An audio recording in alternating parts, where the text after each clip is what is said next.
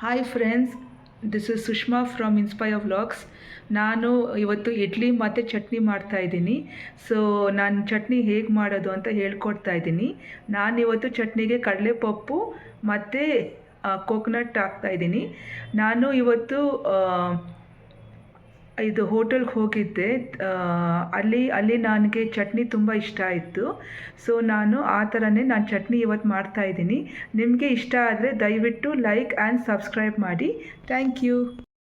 ಚಟ್ನಿಗೆ ನಾನು ಸ್ವಲ್ಪ ಕೊತ್ತಂಬರಿ ಸೊಪ್ಪು, ಪುದೀನ, ಕೊಬ್ಬರಿ, ಬೆಳ್ಳುಳ್ಳಿ, ಹಸಿಮೆಣಸಿನ್ಕಾಯಿ, ಸ್ವಲ್ಪ ಖಾರ ಇರಲಿ ಅಂದ್ಬಿಟ್ಟು ನಾನು ಸ್ವಲ್ಪ ಜಾಸ್ತಿ ತೊಗೊಂಡಿದ್ದೀನಿ. ಒಂದು 8-9 ತೊಗೊಂಡಿದ್ದೀನಿ.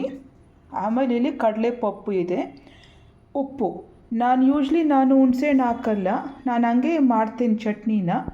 ಸೊ ಹುಣಸೆಹಣ್ಣು ಹಾಕಿದ್ರೆ ಒಳ್ಳೆಯದು, ಬಟ್ ನನಗೆ ಹುಣಸೆಹಣ್ಣು ಅಷ್ಟು ಇಷ್ಟ ಆಗಲ್ಲ. ಸೊ ನಾನು ಚಟ್ನಿಗಳಿಗೆ ಹುಣಸೆಹಣ್ಣು ಹಾಕಲ್ಲ. ಸೊ ನಾನು ಇವಾಗ ಕೊಬ್ಬರಿನ, ಬೆಳ್ಳುಳ್ಳಿನ, ಮೆಣಸಿನ್ಕಾಯಿನ ರುಬ್ಕೊಳ್ತೀನಿ.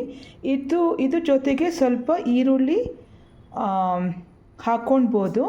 ನಾನಿವಾಗ ಸ್ವಲ್ಪ ಈರುಳ್ಳಿ ಹಾಕ್ಕೊಳ್ತೀನಿ, ಚೆನ್ನಾಗಿರುತ್ತೆ. ಸೊ ನಾನಿವಾಗ ಕೊಬ್ಬರಿ ಮತ್ತು ಬೆಳ್ಳುಳ್ಳಿ, ಮೆಣಸಿನ್ಕಾಯಿನ ರುಬ್ಕೊಳ್ತಾ ಇದ್ದೀನಿ.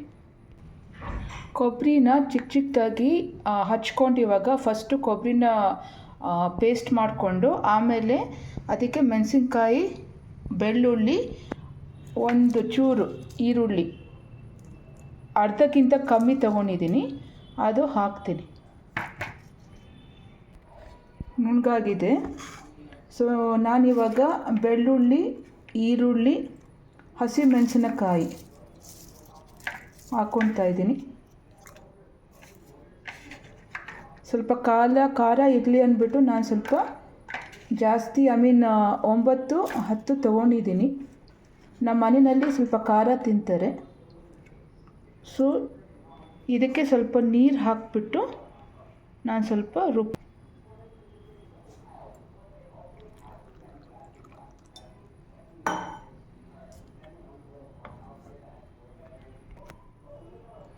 ಪೇಸ್ಟ್ ಆಗಿದೆ. ಸೊ ನಾನು ಇವಾಗ ಕಡಲೆಪಪ್ಪು,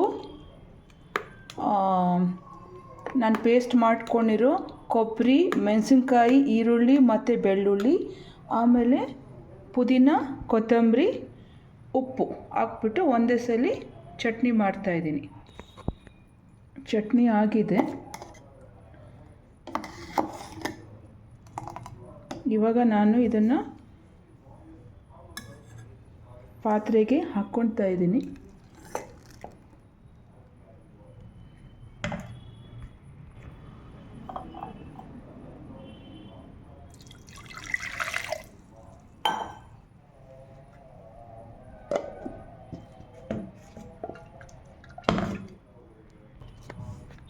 ಚಟ್ನಿ ರೆಡಿಯಾಗಿದೆ. ಇವಾಗ ಇದಕ್ಕೆ ಒಗ್ಗರಣೆ ಹಾಕ್ತಾಯಿದ್ದೀನಿ. 2 ಚಿಲ್ಲೀಸ್ ತಗೊಂಡಿದ್ದೀನಿ, ರೆಡ್ ಚಿಲ್ಲೀಸು. ಆಮೇಲೆ ಒಗ್ಗರಣೆಗೆ ಸಾಸಿವೆ, ಎಳ್ಳು. ನಾವು ವೈಟ್ ಎಳ್ಳು ಯೂಸ್ ಮಾಡ್ತೀರಿ ಸಾಸಿವೆಗೆ, ಒಗ್ಗರಣೆಗೆ ತುಂಬ ಒಳ್ಳೆಯದು. ಸೊ ನಾನು ಎಳ್ಳು ಮತ್ತು ಸಾಸಿವೆ, ಜೀರಿಗೆ, ಉದ್ದಿನಬೇಳೆ ಇಷ್ಟು ಮಿಕ್ಸ್ ಮಾಡಿ ಇಟ್ಕೊಂಡಿದ್ದೀನಿ. ಸೊ ಇವಾಗ ನಾನು ಇದು ಚಟ್ನಿಗೆ ನಾನಿವಾಗ ಒಗ್ಗರಣೆ ಮಾಡ್ತಾಯಿದ್ದೀನಿ. ಗ್ಯಾಸ್ ಆನ್ ಮಾಡ್ತಾಯಿದ್ದೀನಿ.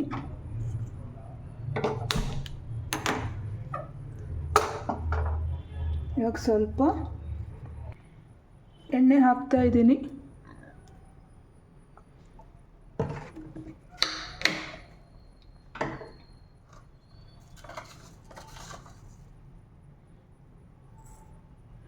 ಎಳ್ಳು, ಸಾಸಿವೆ, ಜೀರಿಗೆ, ಆಮೇಲೆ ಉದ್ದಿನಬೇಳೆ ಹಾಕಿದ್ದೀನಿ. ಅದು ಸ್ವಲ್ಪ ಸಿಡಿಬೇಕು.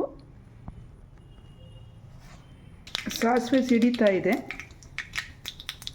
ಸೊ ಇವಾಗ ಕರಿ ಲೀವ್ಸು ಮತ್ತು ರೆಡ್ ಚಿಲ್ಲಿ ಹಾಕಿದ್ದೀನಿ. ಸೊ ಆಗಿದೆ.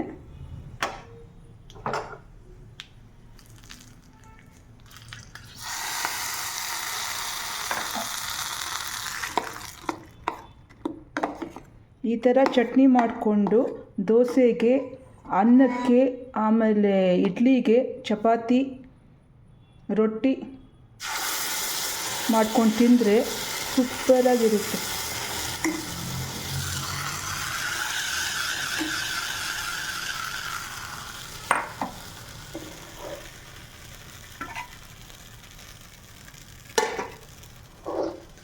ನೋಡಿ, ಚಟ್ನಿ ರೆಡಿಯಾಗಿದೆ. ಇವಾಗ ನಾನು ಇಡ್ಲಿ ಮಾಡ್ತಾಯಿದ್ದೀನಿ.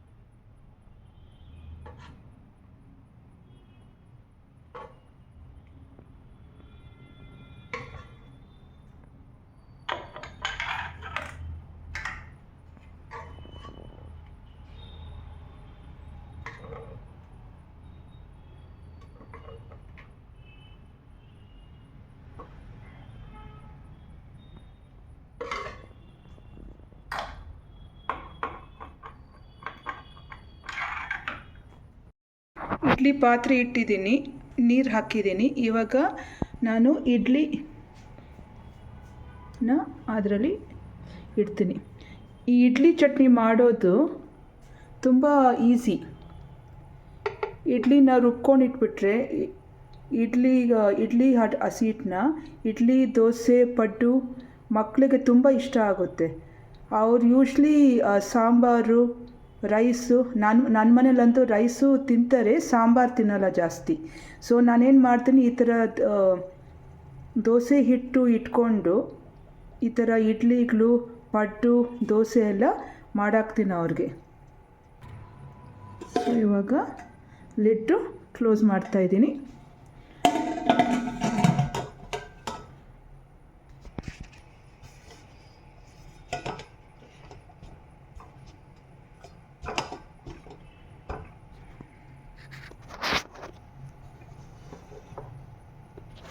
ಸೊ ಇವಾಗ 5 ನಿಮಿಷಕ್ಕೆ ನಾನು ಇಡ್ಲಿನ ಬಿಡ್ತೀನಿ. ನಾನು ಇದಕ್ಕೆ ವಿಸಲ್ ಹಾಕಲ್ಲ. ಸೊ ನಾನು ಹಂಗೆ ಇಡ್ಲಿನ ಬೇಯಿಸ್ತೀನಿ. ಸೊ ಇವಾಗ ಇಡ್ಲಿ ರೆಡಿ ಆದರೆ ನಮ್ಮ ಮನೆಯಲ್ಲಿ ಇಡ್ಲಿ, ಚಟ್ನಿ, ಬಸ್ಸಾರು, ರೈಸು ಇಷ್ಟು ನಮ್ಮದು ಡಿನ್ನರ್. ನಂದು ವಿಡಿಯೋ ನಿಮಗೆ ಇಷ್ಟವಾದಲ್ಲಿ ದಯವಿಟ್ಟು ಲೈಕ್ ಕೊಡಿ, ಸಬ್ಸ್ಕ್ರೈಬ್ ಮಾಡಿ. Thank you.